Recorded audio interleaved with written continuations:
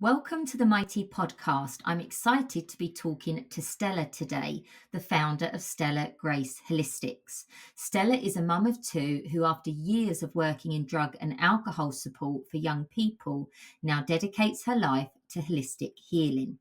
She's also currently writing a book, From Grit to Grace, which will be released later this year.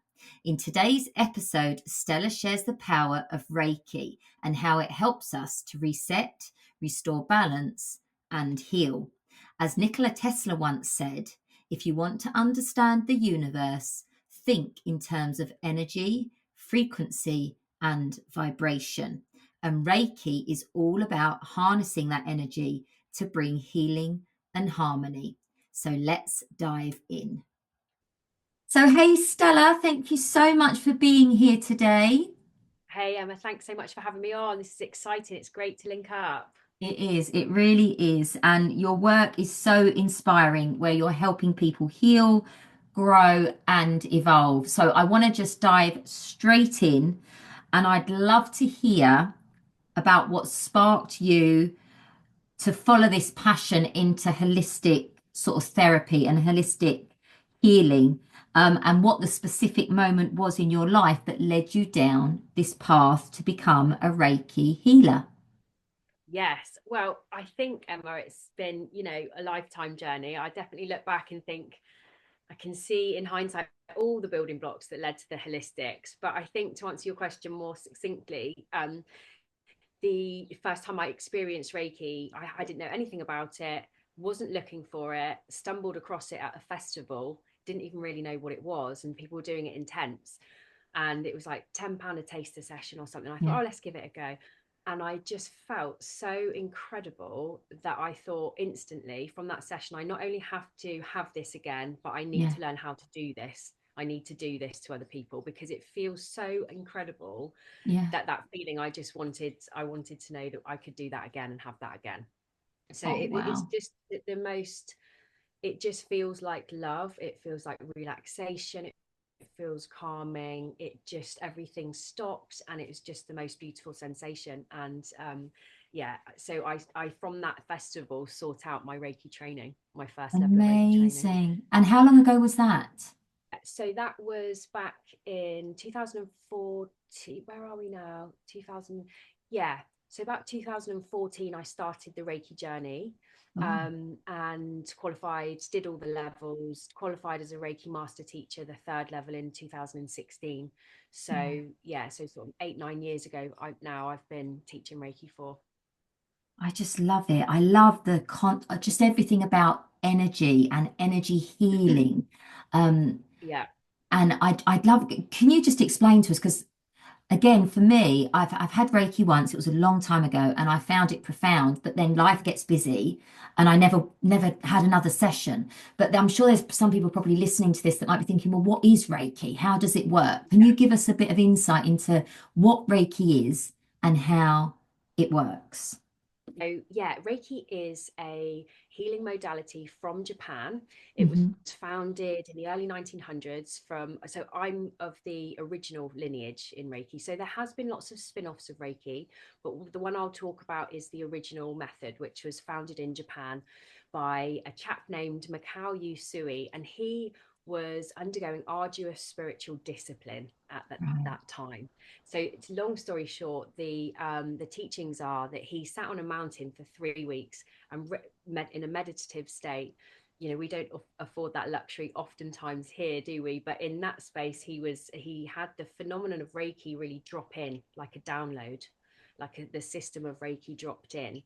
And he wanted to make it really accessible for his students, to other people, to take it on and move it forward, because he'd been given, if you like, or downloaded this incredible system for healing body, mind, and spirit. And so he began to teach it, and then, long story short, it came to the West through some other Reiki pioneers, as taught master to student, and so the lineage has gone on, and to here we are now, able to access and practice Reiki. So it's actually a healing modality. As you said, it uses energy. So it works by light touch or no touch.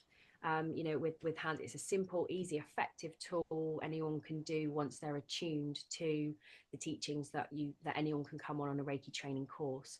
But like I said, it works on energy, it works on all of the body's systems that are kick-started. So it really kick-starts the body's own innate healing processes. Wow. And, alluding to Mikao Usui, the founder, we can see how he was practicing and how he was living. We don't afford that kind of luxury often in the West, and I think we're quite still got quite a bit of catching up to do in terms of some of the principles as well.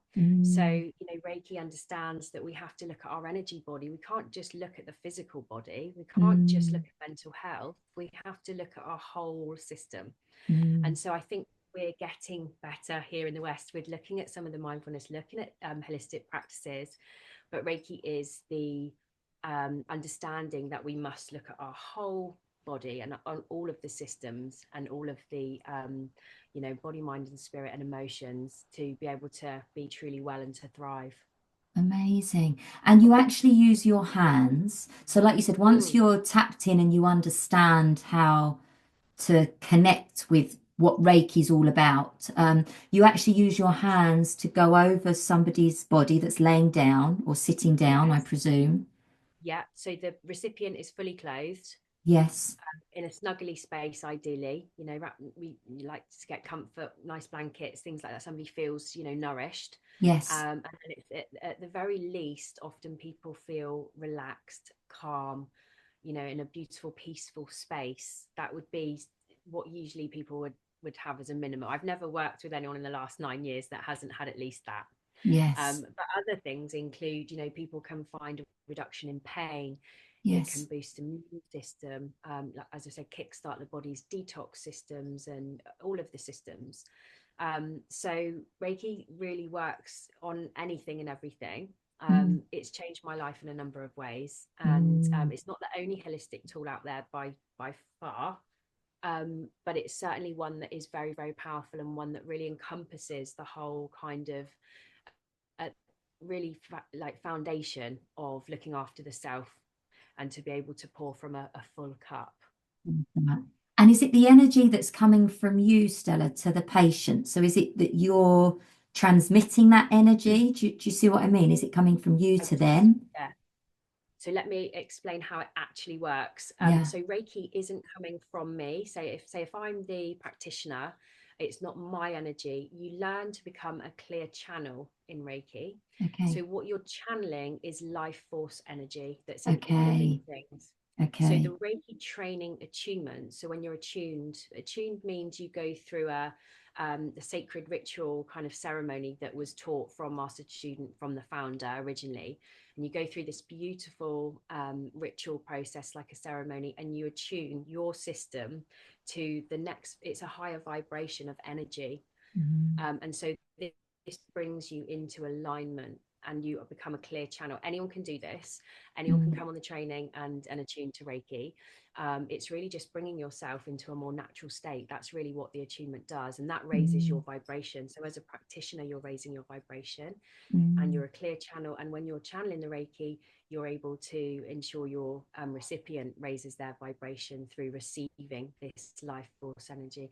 Life force energy that's in all living things is a natural intelligence. It has its own healing. It has its Yes. own healing properties because it's the natural life force that's in all living things. It knows how to recreate itself and to thrive. And it's that we lose through busy lifestyles or just being poorly or whatever. So yeah, I'm really pleased we get to access it so easily, really. Oh, it sounds amazing. It sounds amazing. So being a mum, because you're a mum yourself, Yes. from your perspective, because so here at M.Y.T.E, Manage Your Thoughts and Emotions, we're all about supporting children and teens, and giving them the tools and things that they can do in the moment just so they overcome the difficulties of life or the challenges that they're being presented with, and they can thrive. And obviously now we have you here talking about Reiki. That's another tool, right? It's another tool and something that you can tap into. You can find a practitioner that can support you in helping you think and feel better. So being a mum yourself, from your perspective, what are some of the biggest sort of maybe energetic or emotional challenges you see children facing today? Um, yeah.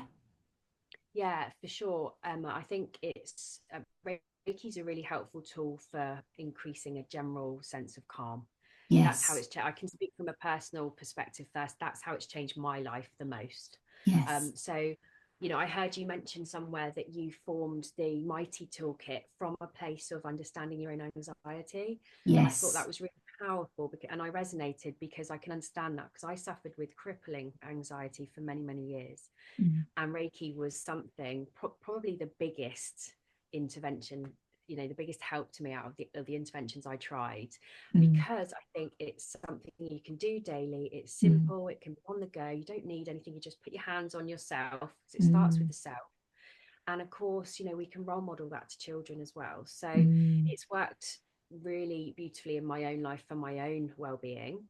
I use it on my children, of course, often at bedtimes, or if we've got something going on, if something comes up, someone's under the Yes. weather, you know, it can be used as a maintenance or as a, you know, on the spot um, treatment. Practice. So Yeah. yeah, Yeah. yeah, as a general practice or for something specific. So yeah, it's really, really helpful and accessible. What was really interesting as well, going back to my previous background before the holistics, I worked for nearly 15 years with young people, Yes. initially in work settings and then in drugs work settings. And Mm. the reason why I came out of that role and went into the holistics actually was not because I'd had enough of working with teenagers, because I absolutely loved it and still think really fondly and miss that, you know, that rapport building. It's really fun work, very rewarding.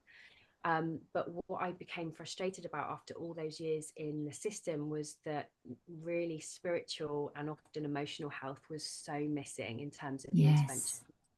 And so there was, you know, loads of focus on physical health, particularly in the drugs work world, but also in the youth work world, lots of focus on physical health, mental health, and a little bit of emotional, but really like understanding now the Reiki route and the holistics route, Mm. so minimal on emotions in Mm. the mainstream settings that I worked in. And you know, Mm. there's a lot of you know, there's a lot of funding issues and all of those things. So everyone's doing their best. But the point is, there's a big part of the picture missing in mainstream services, in my experience, in my view. Mm. Mm. So, you know, for example, to give you some comparison, the Reiki route and Reiki itself really honors emotions, pain, Mm. triggering, you know, anything like that that's coming up. Reiki really honors that as an indicator. And I think this is a really beautiful reframe and a lovely message for our children and for the next generation. I feel that, Mm. you know, if our body's doing something, if our emotions are triggered, if someone's, you know, if we're having some difficulty with someone, what is that trying to teach us about, Mm. namely ourselves? First of all, what are we needing? You Mm. know, so it's that indicator approach. Why is this, what's niggling me here? You know, what's going Mm. on, what's asking for my attention? So I love that about it. And then we get to Mm. kind of look, and so Reiki suggests that the physical or the mental health issue or the pain is the last thing to come out. It's Mm. about the spiritual underlying being out of balance, and then works Mm. to address, you know, the whole picture. That's beautiful. And that comes down to that. It's like that building that self-awareness, isn't it?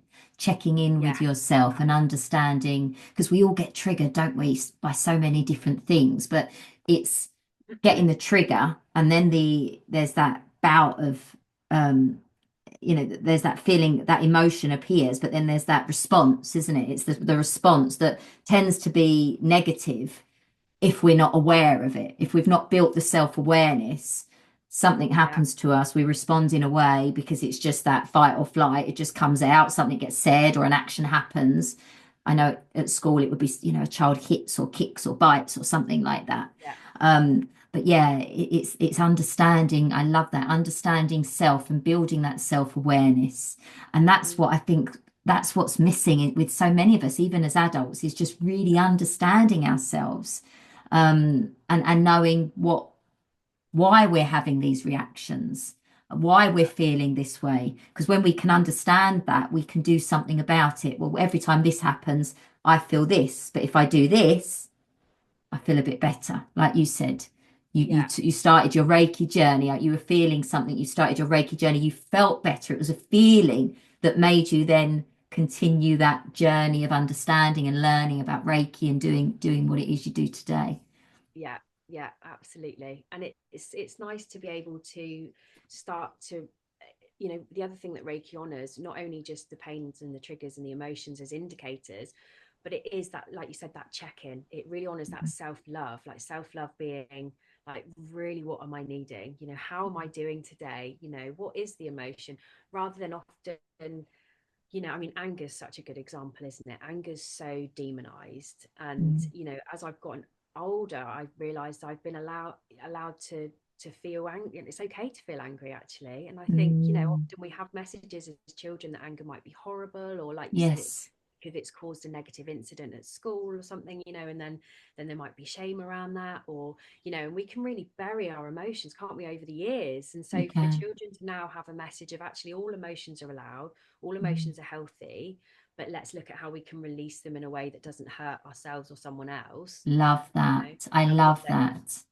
and what they're trying to teach us, because anger can be really healthy for creating boundaries, can't it? It's like something's not right Mm, in the system, and there's something's crossed the line, or perhaps. mm, So it's looking at these things with a greater degree of self-awareness, which I think is such a lifelong journey as well. I'm still learning about it all the time. So it's fascinating, isn't it? mm, Self-inquiry. Yeah, it is. I was going to ask, how can we use energy healing and this holistic approach to help kids build their confidence and their resilience? But I feel like you've just answered that. Building their Yeah. self-awareness through these holistic approaches. Are there any daily practices that could help young people feel more grounded or self-assured? And I know you do your Reiki, but you also are an astrologer. Is that right? You're into your astrology. You do lots of card readings. What else do you do, Stella? Yeah, you've covered most of it. I'm a writer as well. I'm Yes, writing a book, and do a little bit of things online, amazing. chatting to inspirational people like yourself. And I love to write and talk about those things that, supporting other people with traumas or with difficult emotions, and obviously holistics and toolkits that you're doing, and all the things fit into that really beautifully. Yeah, So that's where I'm moving. I'm still doing the holistics, but moving toward, I'm writing a book at the moment. So that's the next big project. amazing. I am still doing my Reiki, and I have been working with some older teens more so with the Yes, Reiki, yes. and empowering them with tools. I think there's still a gap for younger children with Reiki and the holistics, in Mm, terms of school settings and, mainstream settings. I mm, think it's better, it's better than it was, but certainly in my children's schools currently, we're not having a huge amount on emotional intelligence. So, and I think that's reflective of mm, a lot of the mainstream setting. So I still think that there's a way to go for holistics to be supporting children. But mm, certainly a big advocate for getting Reiki out there, and it is really accessible tool. So you mentioned, what can people use, and what can mm, younger people use, and in the absence of Reiki, body scanning I think is a really beautiful one. It's something that you can do with or without Reiki. mm, um, but again, thinking about the Reiki principles, it sits really beautifully in. So, just checking in. It can be 5 minutes a day. It could be 2 minutes, actually, in a flashpoint of a difficult situation, taking yourself off, mm, feeling into your body. What am I needing? It brings it back to self, and mm, if you've got a clear space to body scan, mm, what's niggling, what's coming mm, up, what emotions, what thoughts, really tuning inwards mm, to our inner world, and mm, taking more note, and some indicators on that inner world, because I think we're so stimulated by the external world, aren't we, in the mm, busyness of life, and lots of great things too, but everything moves at such a pace. mm, So one of the things I certainly benefit from is, the slower pace that Reiki can bring, even if we just, mm. use that time, that 5 minutes or that half an hour, whatever it is we can allocate to a practice. It's time for our inner world to have a bit of a voice. I think Devon helps us with that as well. I know Yeah, when I used to live just outside of London. I say just outside of London in a park called Essex in the UK, and it was busy. Life was busy. I mean, life is busy. Life's busy here, but Devon certainly, for me, has slowed things down. I think your environment, the environment that you put yourself in, is it's really, really important. And if you don't want the busyness, you need to get out of the busy environment and put yourself in a different environment, right? For sure. Um, I sit here looking out. We're very lucky. We live on a farm, and I sit here looking out the window at the space and the greenery, and even just being in nature, getting outside and in amongst nature, where you've got that peaceful, much quieter environment, certainly helps. Absolutely. I'm very blessed, like you, Emma. I'm sat here and I can hear the birds singing out the window. It's Mm, just that gorgeous little mm, nudge from nature, isn't it? And that's something else that's a really super simple tool, isn't it? Just even if mm. it's a couple of times a week going for a quick walk or something in nature, is we're lucky we Yeah. can do that here. And Yes. I guess for the people and the families who are, maybe in high-rise blocks in busy Mm, cities or something, and mm, my hat goes off to them, because mm, that's a different level of managing well-being, mm, isn't it? So mm. things like bringing all the tools and the toolkits in for that, without those perhaps such direct access to Mm. nature, is really key. Yes, most definitely.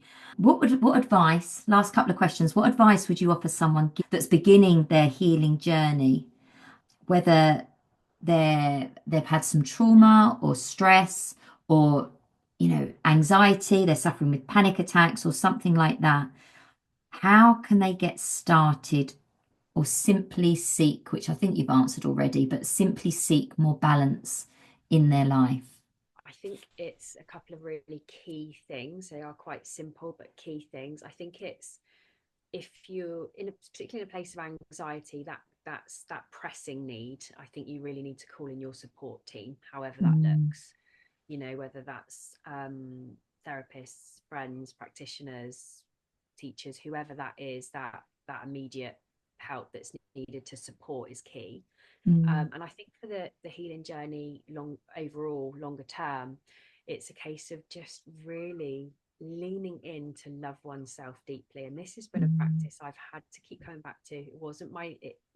Isn't always my natural default, something I've really had to learn and keep coming back to. So loving yourself deeply and responding to that self-inquiry, what am I needing? And taking it, each day as it comes, because it, mm.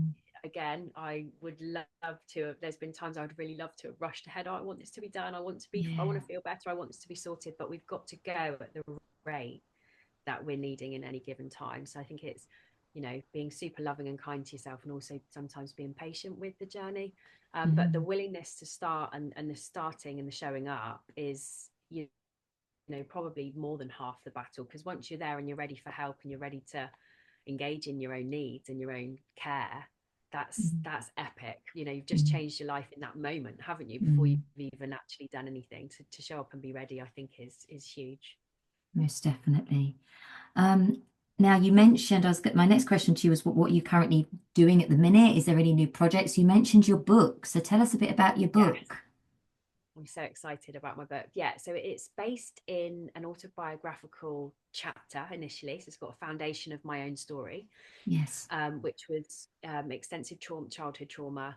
Very, very briefly, I grew up in an alcoholic home, that background. My my mum was really loving. I was very blessed to be unconditionally loved, but she had her own needs and issues, which meant mine weren't met. So there was a Mm, lot of trauma. But as I've grown up, and as I get older now, it's been a real reframe. Of course, I wouldn't choose those things to happen. Of course, I wouldn't want to go through it again. But I actually really recognize, from the deepest knowing, the deepest place of just knowing, that it served me gifts, and it served me tools and resilience and mm, lots of different things in indirect gifts, really. So the book's called From Grit to Grace, and it's really about transforming trauma and or adversity. It doesn't have to be a massive trauma. I've talked about my story of quite extreme trauma to hopefully inspire other people to think, well, if somebody has been through quite an extreme case, we've all got different traumas, we've all got different levels of adversity. It's not that, but if someone can share something quite extreme that they've come through and reframe, then hopefully that will inspire others to feel supported with their own journey, but also to reframe any kind of adversity. And so it's mm. packed with tools. I've created a Brilliant. card deck within it, so Oh, it's the book. wow. Yeah, so I've written a Wow. 44 card deck that's also expanded upon within the book. So the deck will be available separately as its own deck.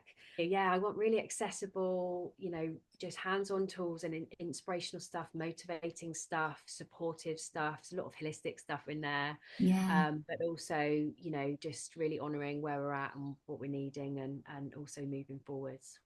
Fantastic. That sounds amazing. From Grit to Grace. And when will that be out? When can we get our hands on the book? Yeah, I'm hoping it be by the end of the year. It will be, on sale a little bit Wonderful. before. Yeah. Wonderful. That's fantastic.